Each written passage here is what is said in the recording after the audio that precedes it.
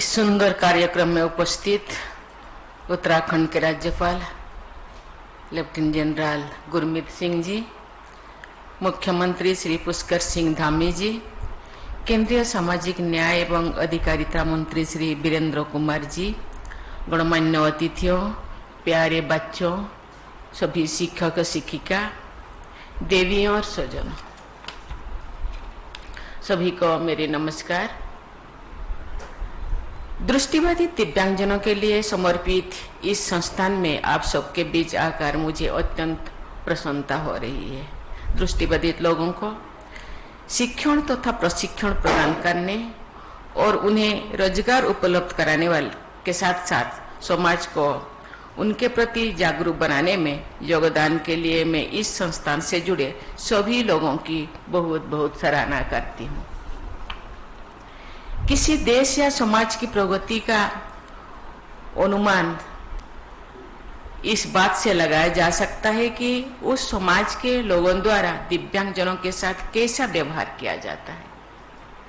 भारत का इतिहास संवेदनशीलता एवं समावेशिता के प्रेरक प्रसंगों से भरा पड़ा है। हमारी संस्कृति और सभ्यता में मानवीय करुणा एवं प्रेम के तत्व हमेशा रहे हैं।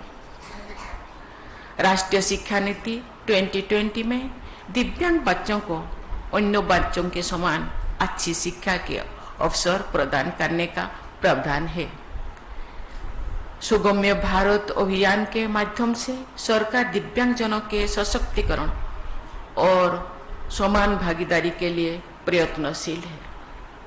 ये अभियान सुगम्य भौतिक वातावरण, परिवहन, सूचना एवं संचार परिस्थिति तंत्र विकसित करने पर बल दिया गया है। सरकार का ये प्रयास रहा है कि दिव्यांगजनों की पहुंच सरकारी भवनों, संस्थानों आदि में सुगम्य बनाया जाए। राष्ट्रपति भवन द्वारा भी दिव्यांगजनों के हित में अनेक कदम उठाया जा रहा है। उनको ये जानकर प्रसन्नता होती है कि राष्ट्रपति भवन परिसर में एक ऐसा कैफे है जिसे दिव्यांग बच्चे चलाते हैं। इसी वर्ष मार्च महीने में दिव्यांगजनों की प्रतिभा, उपलब्धियों और आकांक्षाओं का उत्सव मनाने के लिए राष्ट्रपति भवन के अमृत उद्यान में पर्पल फेस्ट का आयोजन किया गया था। उस आयोजन का उद्देश्य विभिन्न विकलांगताओं और लोगों के जीवन पर पड़ने वाले उनके प्रभाव के बारे में जागरूक कराना था।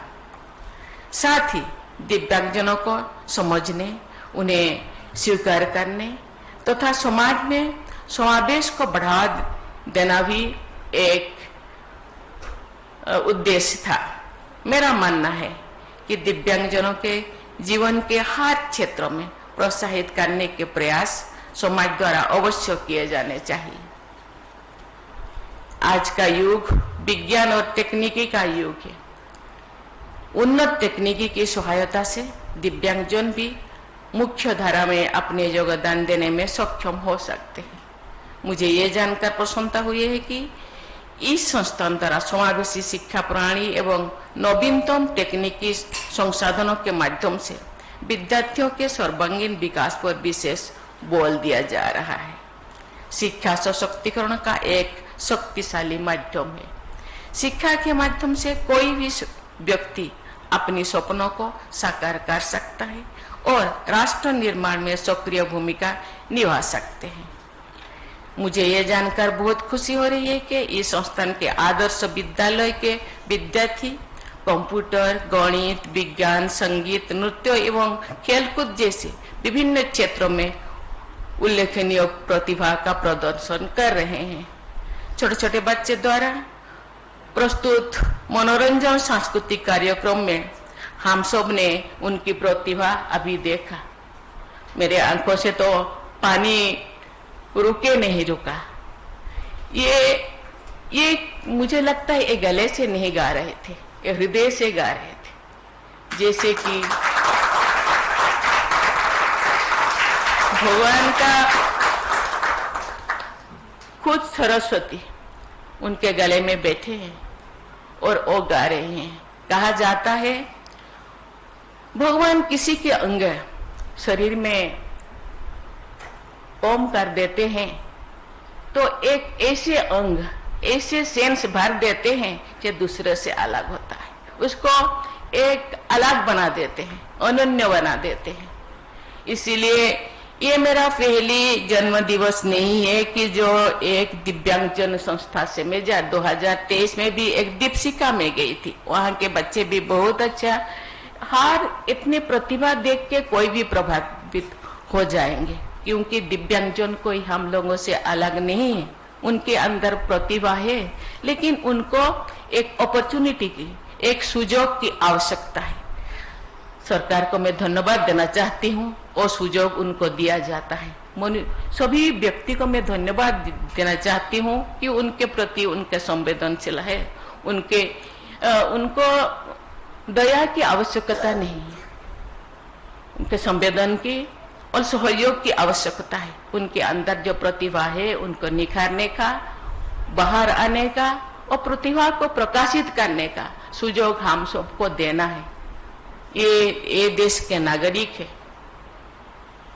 इसीलिए हम सब का कर्तव्य, केवल सरकार का नहीं, प्रत्येक नागरिक का कर्तव्य है कि दिव्यांगजनों प्रति सब लोगों का सहयोग होना चाहिए और उनके प्रति संवेदन होना चाहिए। उनको आगे बढ़ाने में, केवल वो आगे बढ़ने से वो तो खुद बढ़ेगा, उनके परिवार भी सहूलियत होंगे, उनके माता पिता भी खुश होंगे और देश भी आगे बढ़ेगा। इसीलिए हम सभी नागरिकों का कर्तव्य है उनके प्रति हम सहायता करें।